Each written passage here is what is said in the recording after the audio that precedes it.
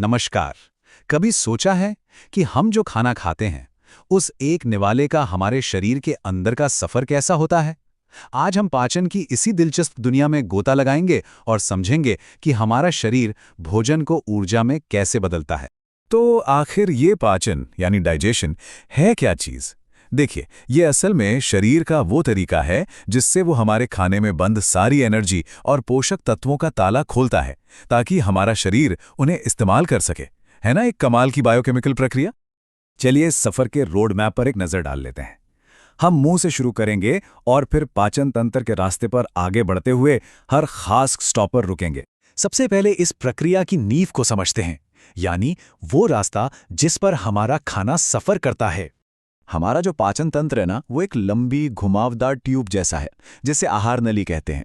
ये करीब 8 से 10 मीटर लंबी होती है और इसके ये 6 मुख्य हिस्से हैं: मुंह, ग्रसनी, ग्रासनली, पेट, छोटी आंत और फिर बड़ी आंत। तो हमारे खाने का सफर शुरू होता है मुंह से। यहीं पर पाचन के पहले और बहुत जरूरी स्टेप्स लिए जाते हैं। मतलब यहाँ पर भोजन को फिजिकली और केमिकली दोनों तरीकों से तोड़ा जाता है। मुंह में 2 मेन एक्शन होते हैं। पहला, हमारे दांत खाने को चबाते हैं जिसे मैस्टिकेशन कहते हैं और उसे छोटे छोटे टुकड़ों में तोड़ देते हैं। और दूसरा, हमारी लार ग्रंथियां लार बनाती हैं जिसमें मौजूद एंजाइम्स केमिकल लेवल पर भोजन को तोड़ना शुरू कर देते हैं। अब देखिए, लार में एक बहुत शक्तिशाली एंजाइम होता है जिसका नाम है लार एमाइलेज। ये एंजाइम खास तौर पर कार्बोहाइड्रेट्स को टारगेट करता है और उन्हें माल्टोज नाम के एक सिंपल शुगर में तोड़ देता है। और एक बात ध्यान रखने वाली है कि लार का पीएच लगभग 6.8 होता है, जो इस एंजाइम के काम करने के लिए एकदम परफेक्ट माहौल है। मुंह के बाद खाना ग्रासनली से होता हुआ सीधा पहुंचता है पेट में। पेट एक मस्कुलर थैली जैसा है जो एक बहुत ही पावरफुल एसिड हाइड्रोक्लोरिक एसिड से भरा होता है। ये एसिड खाने को और ज्यादा तोड़ने और खतरनाक बैक्टीरिया को खत्म करने में मदद करता है।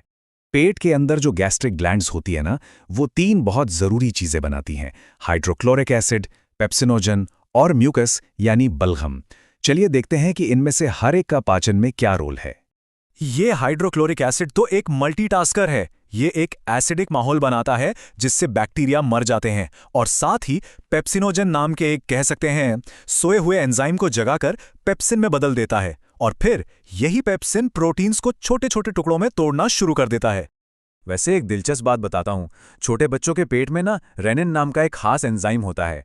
ये एंजाइम उन्हें दूध के प्रोटीन यानी केसीन को पचाने में मदद करता है। जैसे जैसे हम बड़े होते हैं, हमारे शरीर में इसका प्रोडक्शन कम हो जाए। पेट से खाना पहुंचता है छोटी आंत में और सुनिए, पाचन और पोषक तत्वों के एब्जॉर्ब होने का ज्यादातर काम यहीं पर होता है। छोटी आंत एक लंबी पतली ट्यूब है जो लगभग 6 मीटर लंबी होती है। जी हाँ, 6 मीटर। लेकिन छोटी आंत ये सारा काम अकेले नहीं करती। उसे लिवर और अग्न्याशय यानी पैंक्रियास से मदद मिलती है। ये अंग अपने डाइजेस्टिव जूस बनाकर छोटी आंत में भेजते हैं ताकि खाने को अच्छी तरह से तोड़ा जा सके। लिवर बनाता है बाइल जूस यानी पित्तरस।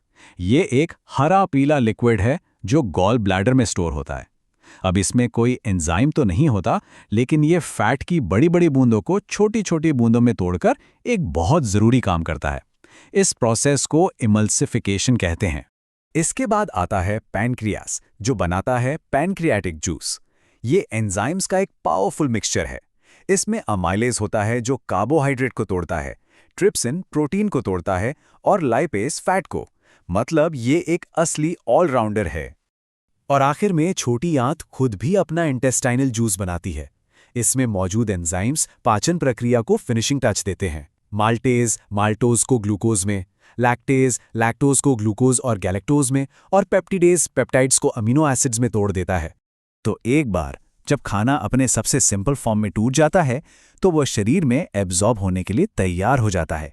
और यह जरूरी काम भी मुख्य रूप से छोटी आंत में ही होता है। छोटी आंत की अंदर की दीवार पर ना लाखों छोटी छोटी उंगली जैसी बनावट होती है जिन्हें विलाई कहते हैं। ये विलाई पोषक तत्वों को सोखने के लिए सरफेस एरिया को कई गुना बढ़ा देती हैं ताकि कोई भी जरूरी चीज बेकार न जाए। एक बार एब्जॉर्ब होने के बाद ये सारे न्यूट्रिएंट्स हमारे खून में घुस जाते हैं और पूरे शरीर में पहुंचाए जाते हैं। कार्बोहाइड्रेट और प्रोटीन तो सीधे खून में चले जाते हैं, लेकिन फैट्स का रास्ता थोड़ा सा अलग होता है। वो पहले हमारे लिम्फेटिक सिस्टम यानी लसिका प्रणाली में जाते हैं। अब जो भी खाना छोटी आंत में नहीं पच पाता, वो बड़ी आंत में चला जाता है। बड़ी आंत का मेन काम है बचे हुए पानी और मिनरल्स को वापस सोखना और वेस्ट मटेरियल से मल बनाना। तो चलिए, अब तक हमने जो कुछ भी सीखा है उसके सबसे जरूरी पॉइंट्स को फटाफट से दोहरा लेते हैं ताकि वो हमेशा याद रहें। ये एक बहुत ही आसान मेमोरी ट्रिक है। ये याद रखने में मदद करेगी कि किस न्यूट्रिएंट का पाचन कहाँ शुरू होता है। कार्बोहाइड्रेट का मुंह में, प्रोटीन का पेट में और फैट का छोटी आंत में। लेकिन ध्यान से देखिए, सबका मेन डाइजेशन छोटी आंत में ही पूरा होता है। अगर इस पूरे विश्लेषण से सिर्फ 3 बातें याद रखनी हो तो वो ये हैं। ज्यादातर पाचन छोटी आंत में होता है, बाइल जूस यानी पित्त रस में कोई एंजाइम नहीं होता, और लाइपेज नाम का एंजाइम फैट यानी वसा को पचाने के लिए जिम्मेदार है। पाचन की ये प्रक्रिया सच में कमाल की है। ये एक इतनी कॉम्प्लेक्स और सटीक मशीनरी है जो हमें जिंदा और सेहतमंद रखती है। अगली बार जब हम खाना खाएं तो एक पल के लिए उस अविश्वसनीय सफर के बारे में जरूर सोचिएगा जो खाना हमारे शरीर के अंदर करने वाला है।